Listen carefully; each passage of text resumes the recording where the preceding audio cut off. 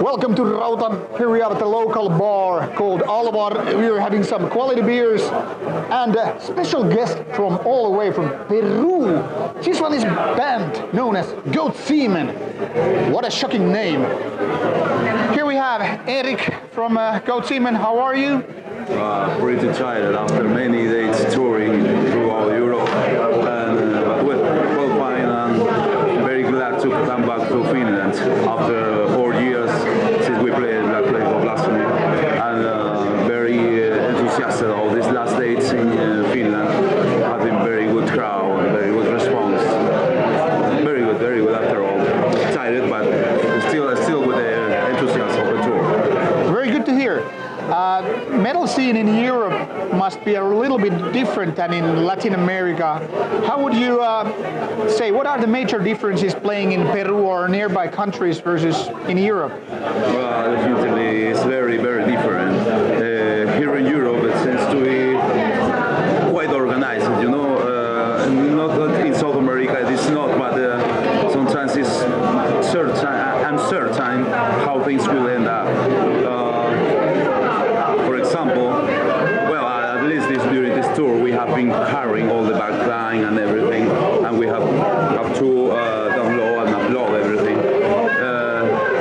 But the scene here, it seems that for the string underground people, in terms of crowd, the scene is small compared to South America. Maybe, for example, in Lima, when you go to a gig, an underground gig, maybe there are a little more of people, maybe 100, 150 people that go to the gigs. Say in Colombia or say in Ecuador. Anyway, here are all the crowds in different countries. I think it depends also in the days. You know, the weekends are better than during the days in the week. But in the same way, the enthusiasm, the response of the band just is very wild. That's something that I have to say about the people that have come to the shows of Goat Semen here. First of all, I think they have been surprised that bands from so far from Peru comes to a place like Croatia or Serbia, exactly, where we have played. You know, they never have thought that band like Goat Semen will come to their towns, or like yesterday, Kuopio. But we were here, and I think the response and everything has had this a strong underground aura. I really enjoyed everything during the tour. That's good to hear. People often say, especially European bands that go to South America, they say that their audience is wild and crazy, but they don't buy as many albums and shirts. Do you see there's any difference? Are people buying your merchandise when you come here more than in South America? Yeah, I think maybe it's depending on the city, depending on the country, the economical conditions are not the same, you know. Mm-hmm. For example, in Peru, only collectors are very few.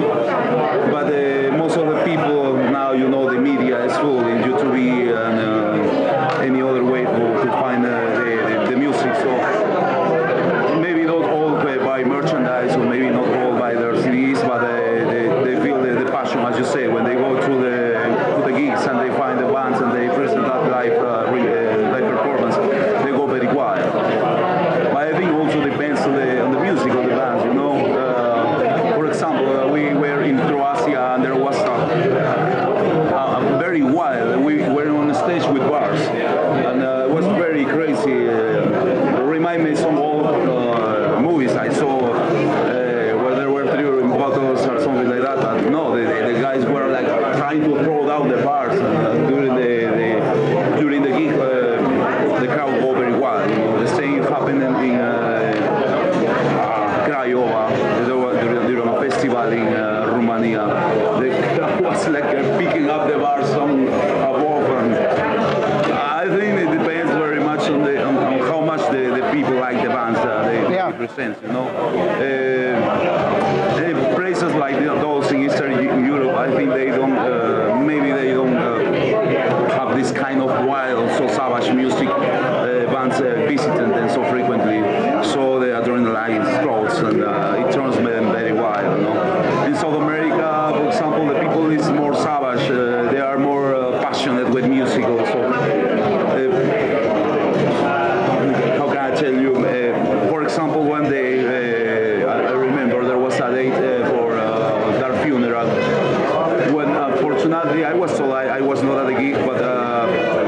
happened that the singer could not sing, and so only the musicians were playing. The people were so frustrated. They went out and started to burn a car outside of the venue. Well, you know, they were so mad about that it was another way to express their frustration. You know, in the same way they will show in the front row, you know, headbanging, and maybe in South America, for example, some goat semen, and it happens not only in Peru, also in Ecuador, in Colombia. Sometimes the people start to get so crazy, and you know, the pogo, we call it in South America, it gets so wild that they start to end up in fighting, you know. And I'm singing and playing the music, and I see the people bleeding, you know, because of fights. You know? That's something, for example, I don't see here, but in South America it's very wild in that area. I read about it, that in South American countries you might end up in a fight, even though it's not maybe like hate, but it's no. It's so wild, the thing that it starts to, you know, push and aggressive music brings aggressively. I remember very much, for example, when the, you know, Sarcófago, when they have two days that played out of Brazil. The first one was in '93 in Lima. I was 17 years old, and the other one was in Argentina later.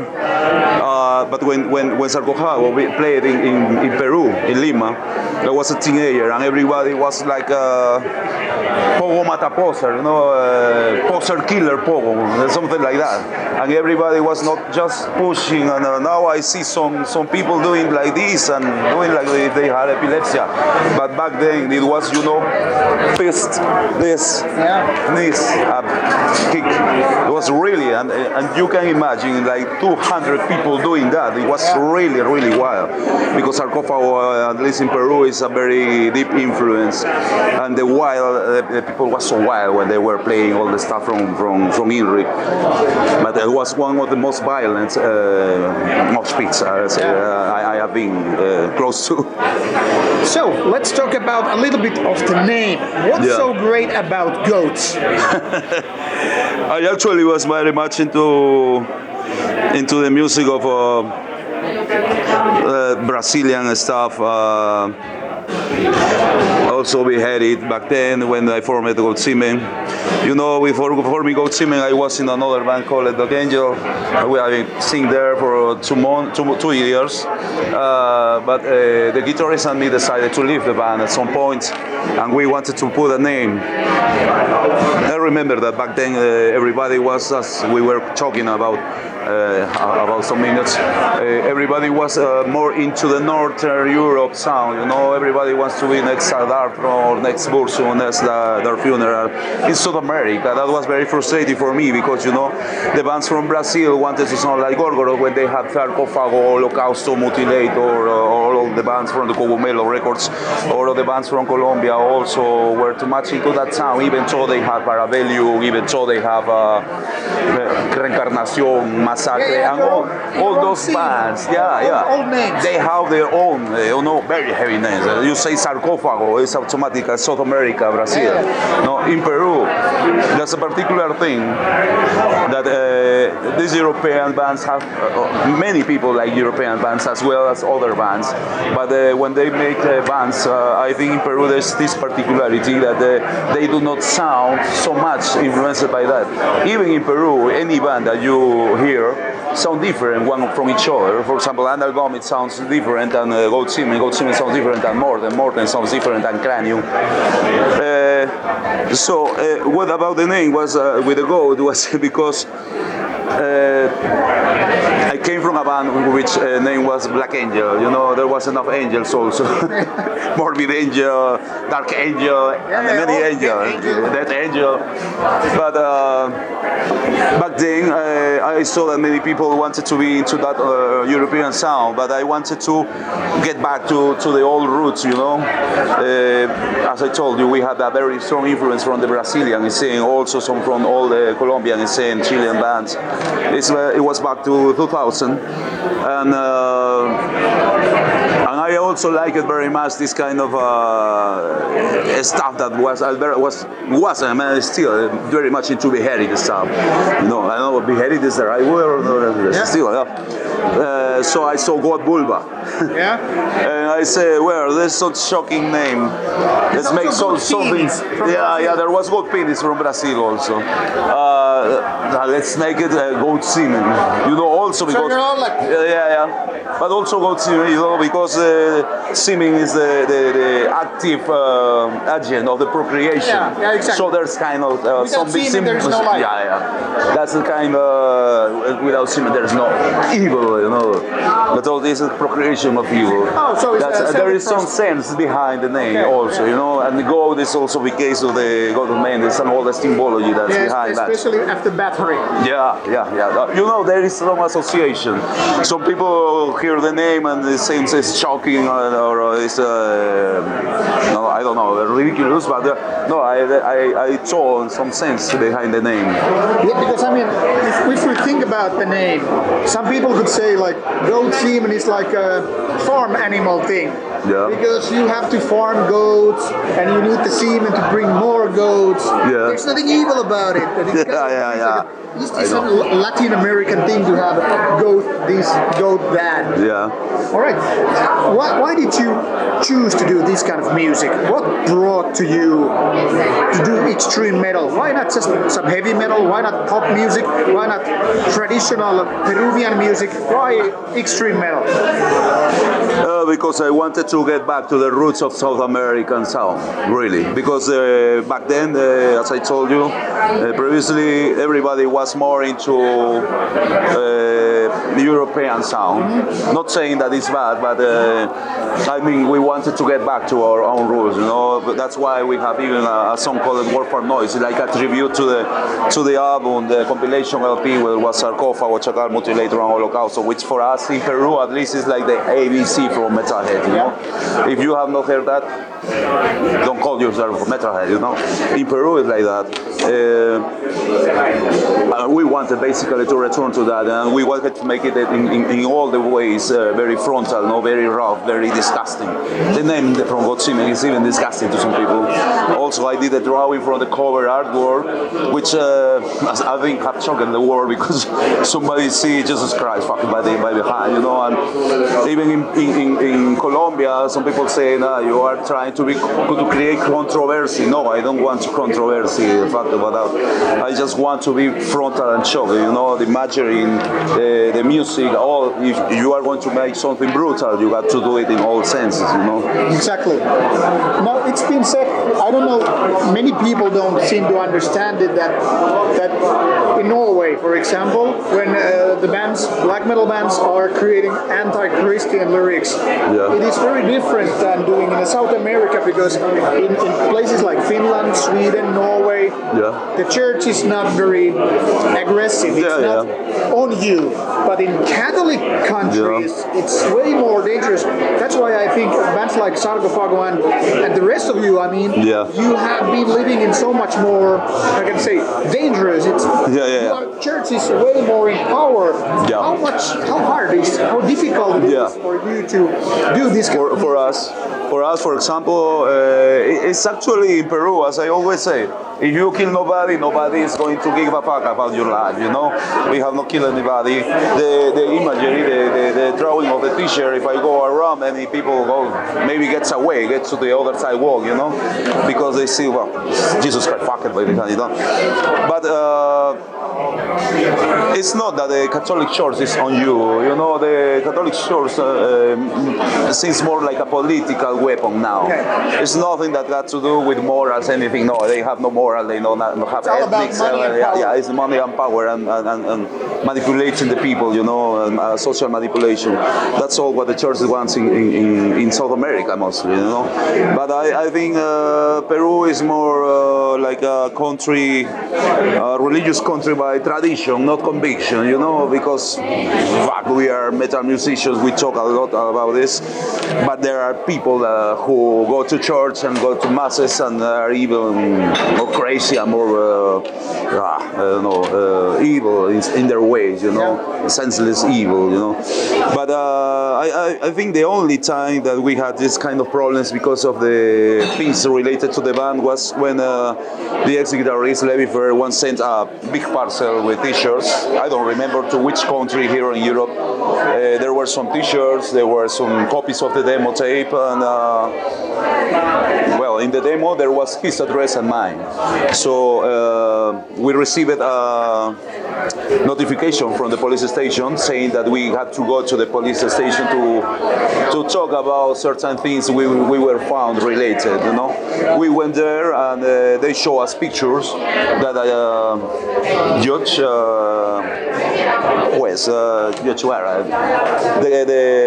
the police had opened the bag, okay. And they found this, and they were like accusing us of going against morals and good manners and managing pornography, etc. You know? Okay. But they just confiscated the package and he lost all the stuff. But was no major thing, you know.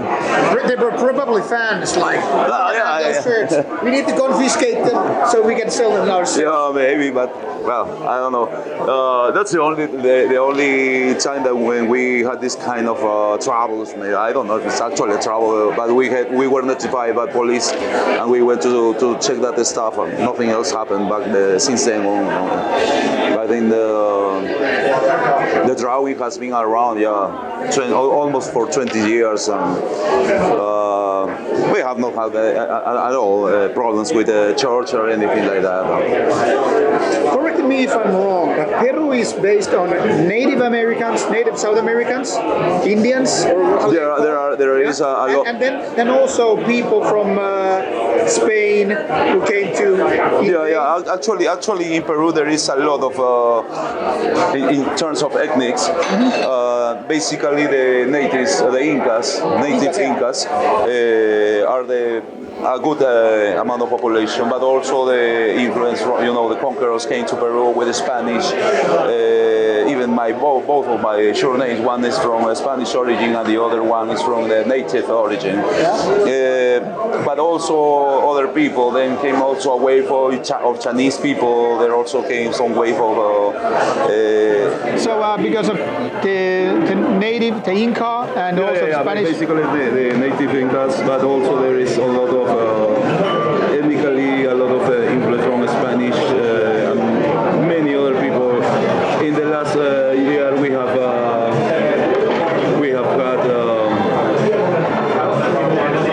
in the last year we have had, for example, practical exodus of Venezuelan people. Around 1 million persons from Venezuela moved from their country to ours, and it's a wave that is coming through all South America, you know, because of the social problem they have. I think there is a different races there, you know. It's very hard to say we are specifically of this race. Yeah. The reason why I wanted to ask this is just that many people from Norway, Sweden, Finland, and Nordic countries in general, we have this kind of ways of celebrating our history, you know, the Viking history and the old ancestors. I was wondering if in Peru are there bands that are using the kind of Inca heritage for a source of inspiration when it comes to lyrics or creating metal? Indeed, since in the demo I did 2 songs, which were inspired by 2 songs. One called Oracle of the Suns, and the other one is Pachacamac God. Pachacamac is one of the old names of one of the gods. Inca gods. Even older. Even older. Because many people from abroad, Peru, which are not probably Peruvian or are not too much into all the Peruvian history, they know about the Incas because it was like the culmination of the evolution of many other smaller civilizations, and they were fucking awesome. The Oracle of the Suns is because it's an oracle which was respected even by the Incas when they arrived to these lands, because the Incas came from the mountains and they arrived to the deserts, the coast of Peru, and it was respected. It was a kind of oracle.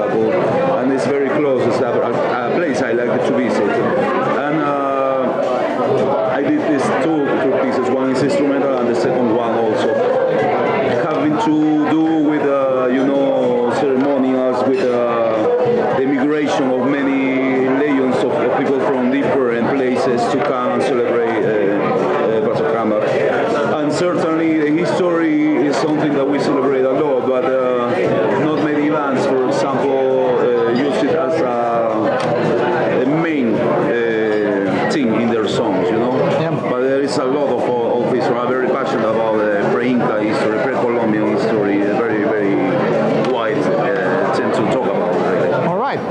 Before we quit, let's talk a little bit about the music. What influences you these days to create music for Goat Semen? I think we are still sticking to the old ones. So you're still to the first and second wave. Venom, Magori, Sarcófago, Parabellum, Holocausto, Beheaded, Hellhammer. I think we are quite sticking to most of that when we want to create songs. I think we are based on that, you know. And we don't want to copy them. We want to create based on that brutality or that obscurity created in the music. The darkness. Yeah, basically for me, the music created for Goat Semen has to be obscure, you know. It has to only sacrifice darkness in pro of chaos and violence in the music. I don't like that too much to be, you know, too happy, too melodic. No, I don't like that. I want it to be fast and brutal. Fast and brutal and violent. Yeah. You are not a young guy anymore. No. How many years do you think you can keep doing this? Can you imagine yourselves on stage when you're 70 years old? Can Goat Semen be there's a retirement age? Half of my life, I think. I mean, interest in metal half of my life. But I think I will keep like this until the day I die. Maybe if I'm not on the stage anymore, because I don't know if the health condition will allow me that even maybe in studio making something obscure or something brutal. I think we'll stay like this. Are there any bands you could pass the torch? You know, the saying like, okay, I am done, you take the torch and... From Peru? Yeah, or whatever. I mean, is there anybody to continue with your legacy? Yeah, I would like to. Up to my, I have no other bands.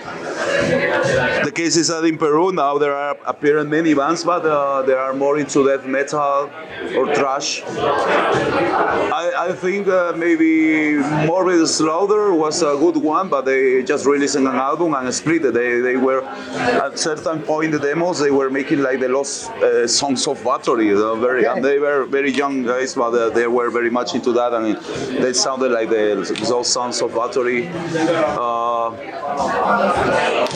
Maybe Putrid also. I don't come to my mind now many other bands, but I think in Peru at least there are a good amount of bands that are appearing and doing the right way, the things, you know. I think the Peruvian scene is small, but it's getting stronger. There is not a large quantity of bands, but the ones that appear are good in what they are doing. All right. What is there to achieve with Goat Semen? Are there places you will definitely want to go before you quit?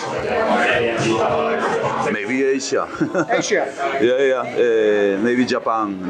We have had the support from Yukiteru Asai from the beginning. I remember he was a very big fan of Goat Semen in Japan. He's the guy of the Thrash Armageddon. And if there is an achievement to play in some place, I think Japan, maybe some Asian country, you know, Singapore, Malaysia, Thailand.